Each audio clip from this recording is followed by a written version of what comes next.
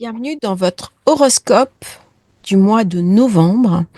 Je vais organiser les choses un petit peu différemment pour une fois. Vous allez avoir une présentation générale qui est valable pour tous les signes et après, nous passerons à votre signe en particulier afin de vous présenter les passages planétaires et surtout les enjeux de ce mois de novembre.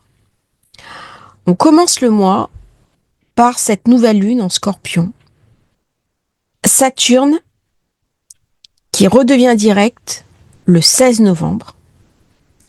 Pluton qui quitte définitivement le Capricorne le 19 novembre. Et Mercure qui devient rétrograde le 26 novembre. Le mois de novembre est basé sur la transformation. Eh bien, nous rentrons définitivement dans ce que l'on nomme l'ère du Verseau, qui va être matérialisée par deux choses très importantes. L'entrée d'Uranus dans le Gémeaux et la réalisation du trigone Pluton-Uranus, qui va être un aspect clé de 2025. Ça veut dire une transformation majeure de la société, une transformation majeure des grands équilibres, et en ce qui me concerne, je suis invitée, quel que soit mon signe, à me transformer de manière positive. Le Scorpion est le signe de la peur et le signe de la phobie. Mais c'est aussi le signe de la transformation et de la mort. La mort peut être vécue d'un point de vue réel, c'est ma propre finitude ou celle de mes proches, ce n'est jamais agréable, et pourtant ça fait partie des grands équilibres de la vie, mais c'est aussi la mort symbolique d'un ancien monde pour qu'un nouveau monde puisse émerger. Le monde d'avant Covid, qui a été marqué par la conjonction Saturne-Pluton, est définitivement achevé. Dans les 20 ans qui viennent, Pluton va rester dans le Verseau, et lorsqu'il rentre au mois de novembre, il est protégé par Uranus, qui est le maître du Verseau, trigone croissant, la pleine lune du 15 novembre, qui se fera sur Uranus, donc explosive, une pleine lune erratique, qui va mettre encore en avant des problèmes informatiques, des problèmes de réseau, des soucis de communication et des mouvements incontrôlables. Par contre, elle sera bien équilibrée avec Pluton. Ce qui est dérangeant, c'est que Saturne redevient direct, alors même que Jupiter est toujours rétrograde. Donc, on continue le carré Saturne-Jupiter qui ramène de l'incertitude sur l'économie et sur les sociétés d'une manière générale.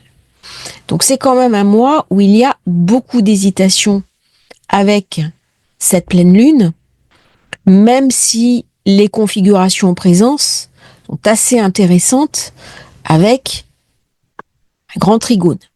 Mais c'est un petit peu bancal, parce que Mars est en Lion, on saura même venir nous enquiquiner un petit peu et bloquer certains de nos efforts.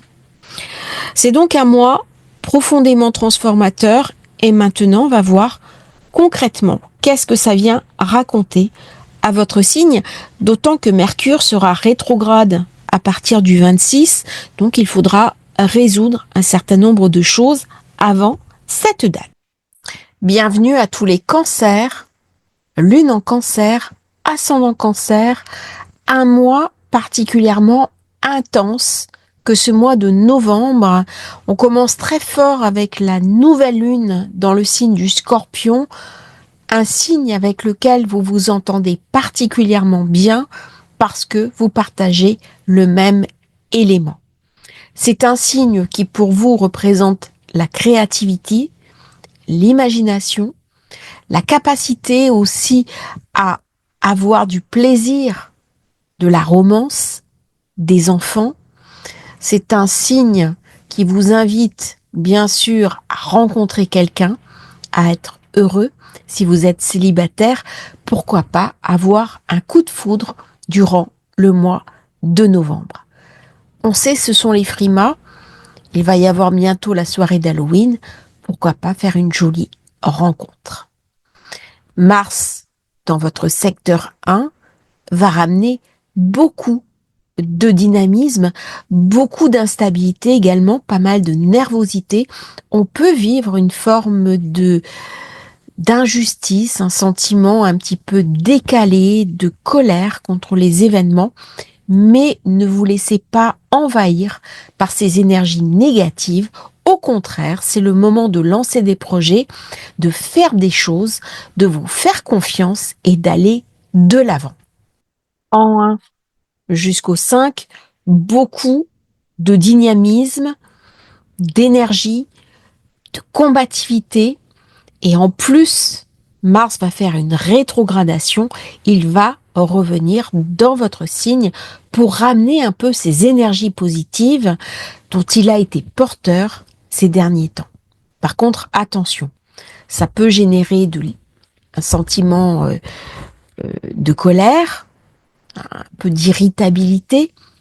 C'est important de ne pas vous laisser aller et de contrôler quand même ces pulsions qui peuvent être un peu trop énergiques pour vous, Cancer, qui n'en avez pas forcément l'habitude. Nous commencerons avec cette nouvelle lune, Mercure, qui lui aussi est en zone 5. Ça fait penser à des plaisirs, à de l'imagination, à des correspondances amoureuses, des mails que l'on envoie, du plaisir, de la joie. Pourquoi ne pas se mettre aux échecs, aux jeux de go, au théâtre, aller au musée, profiter pendant le mois de novembre de la vie, d'autant que Mercure deviendra rétrograde à partir du 26 novembre. Ça sera donc un moment où il faudra s'intérioriser et jusqu'au 26, c'est le moment parfait pour finaliser les dossiers importants. Nous aurons du 7 décembre, j'anticipe un petit peu, jusqu'au 16 décembre, un cumul entre Mercure rétro et Mars rétrograde. Du coup, les projets vont un petit peu se verrouiller. D'ici là, vous avez un petit peu de temps. C'est le moment également pour reprendre en main ses relations avec ses enfants, si on a des soucis, notamment avec les adolescents, pour les écouter et pour leur consacrer du temps.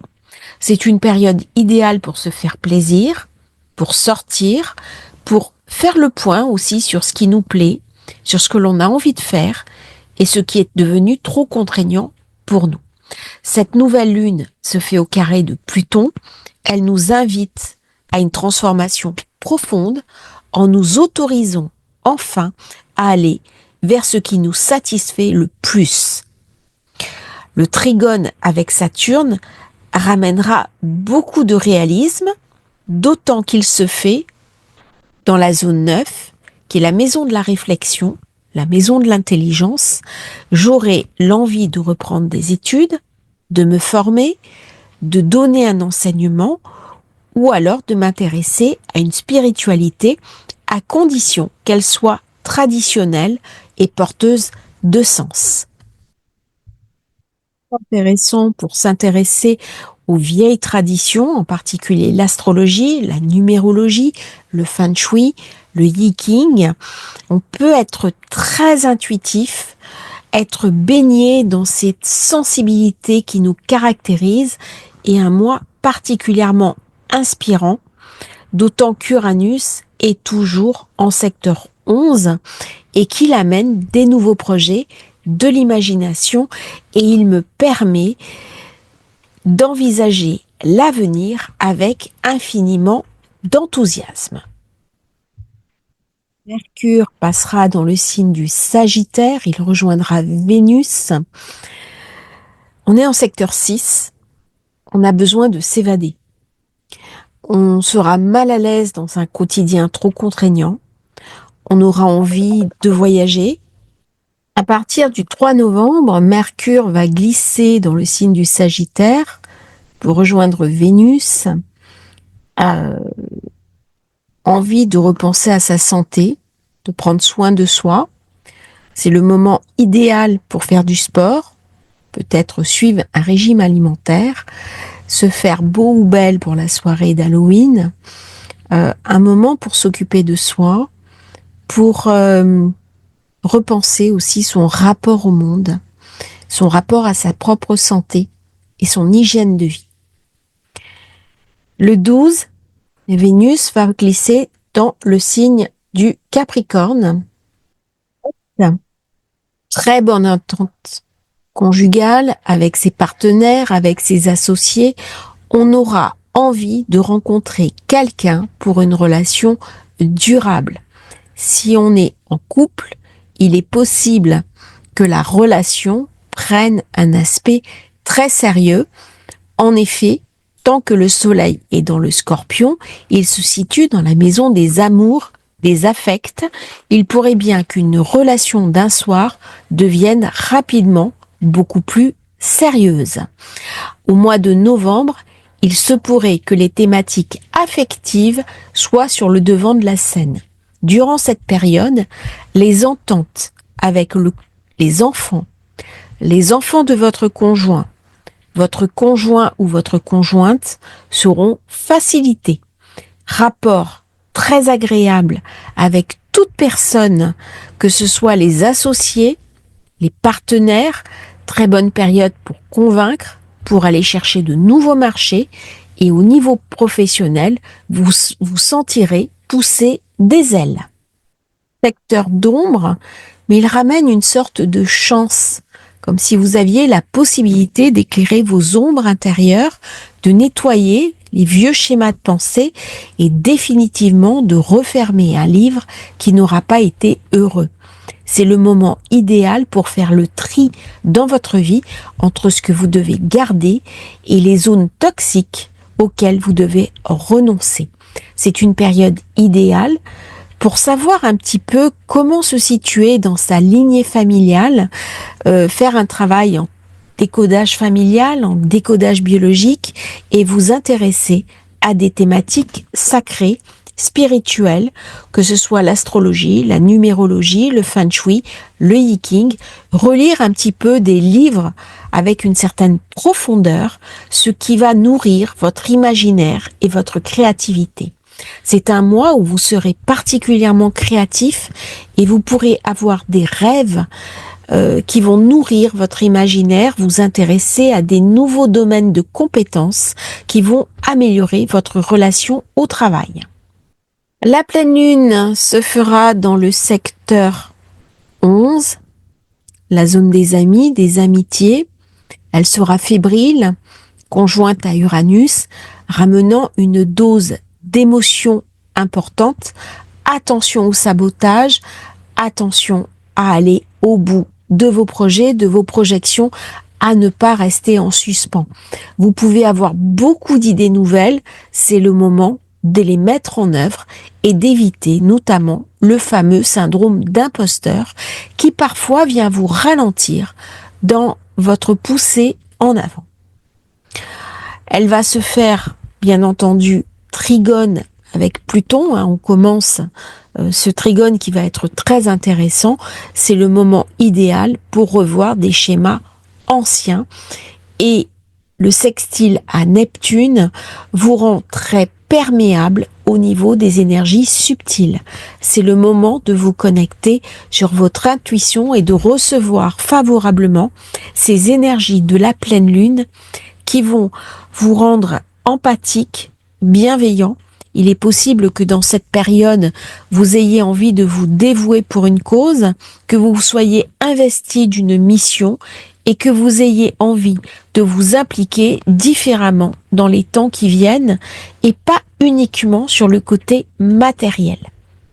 Le temps est peut-être venu de laisser la place aussi à de l'idéal en utilisant notamment des nouvelles méthodes de communication, des nouvelles technologies auxquelles vous avez peut-être été un petit peu réfractaire. Le 16, Saturne redeviendra direct, il va relancer les projets, ça va créer une poussée en avant. On est en secteur 9, c'est le moment de vous intéresser à des domaines stables, des techniques d'apprentissage qui demandent de l'intensité. On peut reprendre des études sur du long terme, s'intéresser à des traditions anciennes. C'est le moment de voyager dans des zones antiques, mais par contre, on sera plutôt casanier durant cette période. On n'a pas trop envie de bouger et on préfère les rêves immobiles, les voyages devant son ordinateur, à regarder les images des autres plutôt que de soi-même se déplacer. C'est pas un mois où on aura trop envie de bouger. Il y a quelque chose de casanier dans cette configuration-là qui nous encline plutôt à suivre des formations en ligne, plutôt à se resituer par rapport aux autres, à aller dans des restaurants étrangers, mais pas vraiment à prendre l'avion et encore moins aller à l'autre bout du monde. Par contre, il y a quelque chose qui va nous permettre de laisser derrière nous des choses qui nous ont empêchés d'avancer. Il y a des vieilles douleurs auxquelles on va renoncer, des vieilles souffrances, notamment sur l'arbre familial. Là, c'est un mois idéal pour travailler dessus. Sur le cancer, avec le soleil qui est en Scorpion, c'est vrai que c'est un moment aussi où on peut songer à fonder une famille, où on peut devenir grands-parents. Il y a quelque chose de très, très posé sur cette zone 5.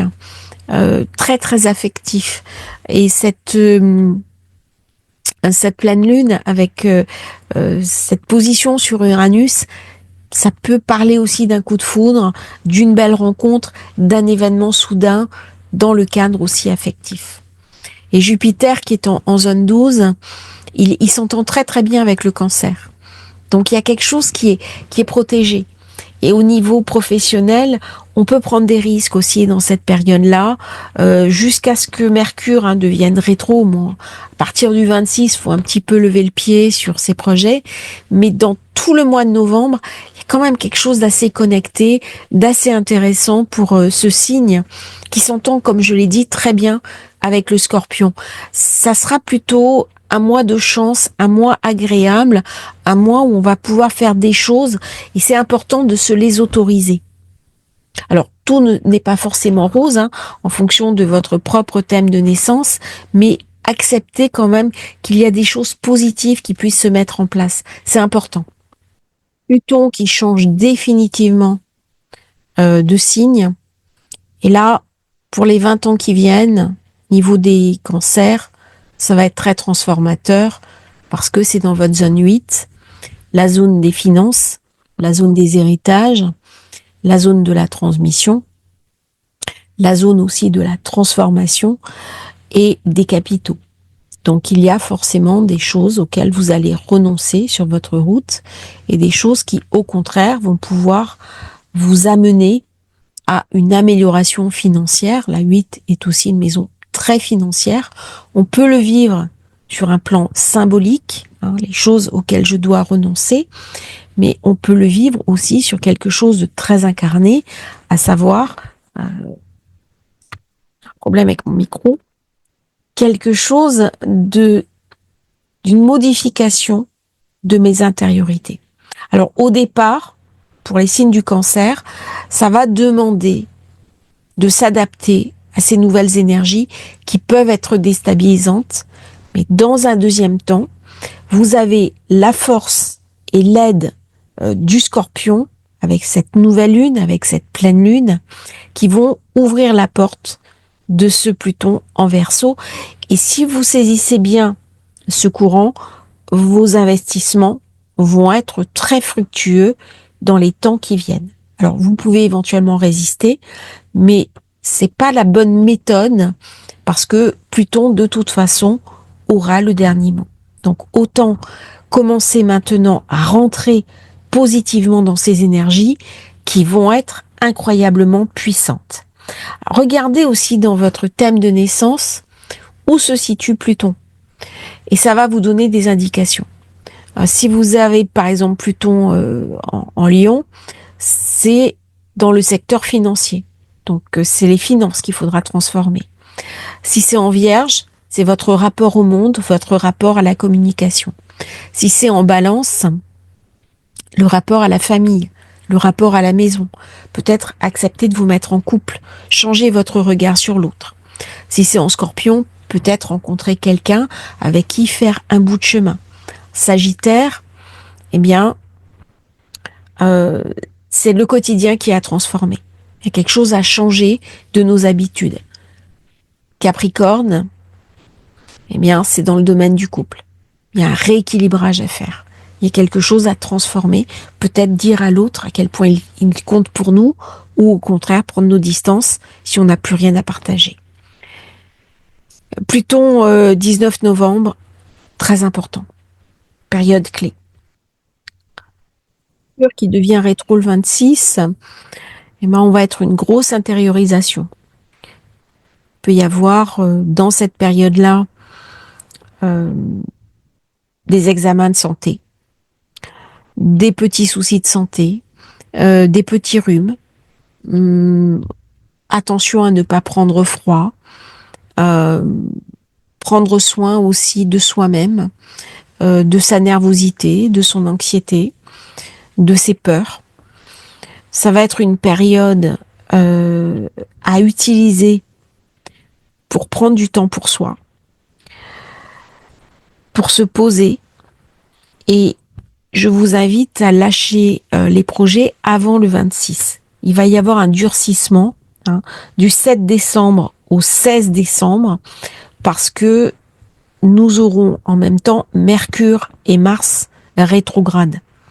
Alors, j'aurais eu avant Saturne qui sera redevenu direct le 16 novembre. Là, il va débloquer des choses. C'est-à-dire tout ce qui avait été bloqué de l'ordre de Saturne, c'est bon, ça s'ouvre.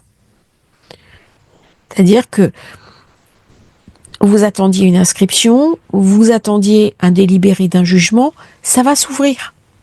Par contre, Mercure se referme. Et avec Mercure en zone 6, qui est toujours une maison un petit peu problématique, eh bien, c'est le moment de prendre des compléments alimentaires parce qu'il est possible que vous ayez des coups de fatigue, un petit peu de stress, une lassitude, l'impression que c'est trop lourd à porter et donc il faudra vous coucouner durant cette période. Le soleil qui passe en Sagittaire le 22, en zone 6, ça me fait penser à quelque chose. Nouvelle lune, Scorpion en 5, les enfants. Amas en zone 6, Mercure, Soleil, Vénus en 7. Ça fait penser à des grossesses et des soins de grossesse. Voilà. Donc là, c'est un mois idéal pour créer une famille, pour concevoir et peut-être voir son avenir autrement. Jupiter en secteur d'ombre favorise aussi la maternité, tout au moins pour les femmes. Il ne favorise pas forcément la paternité chez les hommes. Pourquoi ? Je vais m'expliquer de ça. Parce que le secteur 12, c'est le secteur de l'utérus. Chez les hommes, c'est lu différemment. Mais on est dans la conception utérine. Donc, ça signe la possibilité, bien sûr, d'enfanter, d'engendrer du point de vue féminin. Mercure dans la zone 6, Soleil dans la zone 6, c'est parfait. C'est parfait pour avoir un nouveau dynamisme dans son travail, accélérer ses projets, faire des contrats, très bien pour les commerciaux, pour toutes les personnes qui signent des documents. Nouveau dynamisme, on peut aussi créer sa propre histoire, se mettre à son compte. Bon, en prenant quand même certaines précautions, parce que la période Mercure qui devient rétro, faut faire attention, surtout que le mois prochain, il va y avoir un durcissement, hein, il va vraiment y avoir un coup d'arrêt au niveau de l'économie, on va tous le sentir. De toute façon, on va tous être impactés par cette rétro de Mars qui s'annonce un petit peu complexe. Donc, profitez du mois de novembre pour souffler un petit peu, pour faire de la trésorerie et reposez-vous parce que la période vous invite à prendre du recul. Je vous remercie, Cancer, d'avoir suivi votre horoscope. N'hésitez pas à liker et surtout à vous abonner à la chaîne. C'est très important pour nous soutenir. À bientôt sur Astrologie Facile.